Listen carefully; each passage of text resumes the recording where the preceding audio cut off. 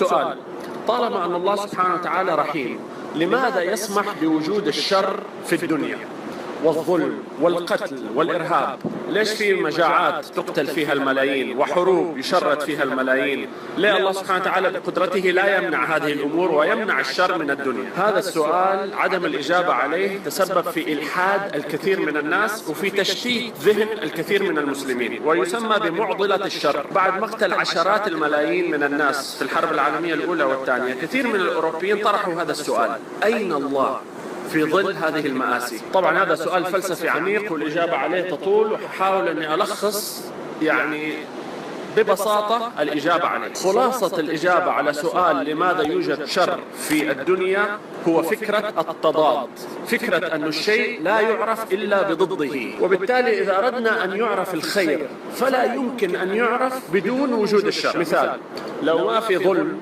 لا يمكن أن يفهم مبدأ العدل، لو ما في وساخة لا يمكن أن يفهم مبدأ النظافة، لو ما في ضعف لن تفهم القوة، لو ما في جوع لن يفهم الشبع، لو ما في ألم لن تفهم اللذة. كيف ممكن للصدقة أن تظهر اللي هي خير إذا لا يوجد فقر، إذا اعتبرنا أن الفقر شر وفي أحد محتاج إلى الصدقة؟ كيف ممكن لقيمة العفو أن تظهر إذا لا يوجد ظلم وبالتالي إنسان يعفو عمن ظلمه؟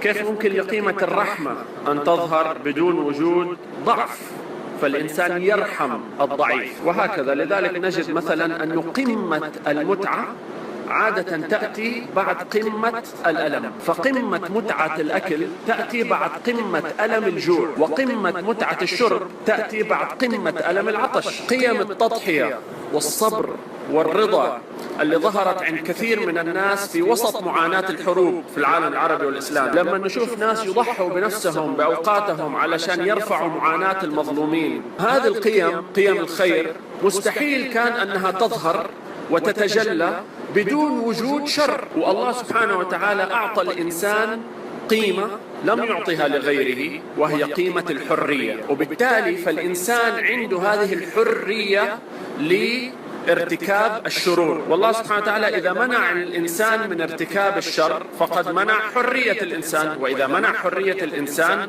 بطل العدل في محاسبته. السكينة موجودة والإنسان حر، إما أن يستخدم هذه السكين في الخير في الأكل أو يستخدمها في الشر في القتل، وهذه الحرية هي قانون وضعه الله سبحانه وتعالى في هذه الدنيا وبنى عليه كل المنظومة هذه اللي يحاسب على أساسها الإنسان. وبالتالي الإنسان في الجنة ممكن يستمتع، لأنه في الجنة الإنسان سيتذكر معاناته في الدنيا، وكلما تذكر كلما حمد الله. والإنسان لا يشعر بالنعمة إلا إذا فقدها. يعني إحنا الآن ما بنستشعر كل يوم نعمة التنفس، أنه كل ثانية إحنا بنتنفس، ولكن خلي الهواء ينقطع عنك 20 ثانية فقط وشوف الألم الذي سيحصل، وستستشعر وتذكر الخير الذي كنت فيه. فلولا شر انقطاع النفس عنك لما تذكرت واستشعرت النعمة حقة النفس والهواء. وهذا الشرح يوضح مبدأ الابتلاء، لما الله سبحانه وتعالى يبتلي عبد لأنه يحبه. كيف يعني؟ لأنه بهذا الابتلاء تظهر قيم الخير عند هذا الإنسان اللي ما كان ممكن أن تظهر وتتجلى بدون هذا الابتلاء، فيترقى. وطبعا ما ننسى مبدأ مهم جدا جدا في الإجابة على معضلة الشر هذه، وأيضا هذه إجابة جدا مهمة، وهي مبدأ العدل يوم القيامة. يعني الناس اللي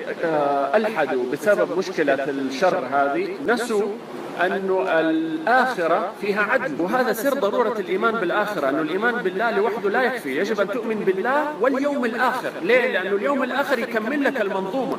مهما بلغ الظلم في الدنيا المؤمن عنده يقين أنه هذا ظلم مؤقت، لأنه يوم القيامة في عدل. فإذا شفنا واحد ظلم الملايين وقصرنا نظرنا للدنيا حنقول ما في عدل، ولكن إذا تذكرنا أنه في يوم القيامة وفي سيقف أمام الله ويحاسب، فهمنا أنه هذا الظلم وهذا الشر اللي موجود في الدنيا مؤقت وسيتم القضاء عليه في الآخرة. لذلك لا يمكن علاج معضلة الشر هذا وهذا التساؤل بدون الإيمان بيوم آخر والإيمان بعدل سيحصل في هذا اليوم. إذن الخلاصة 3 إجابات على معضلة الشر هذه. الإجابة الأولى أنه لا يمكن أن يعرف الخير بدون وجود الشر.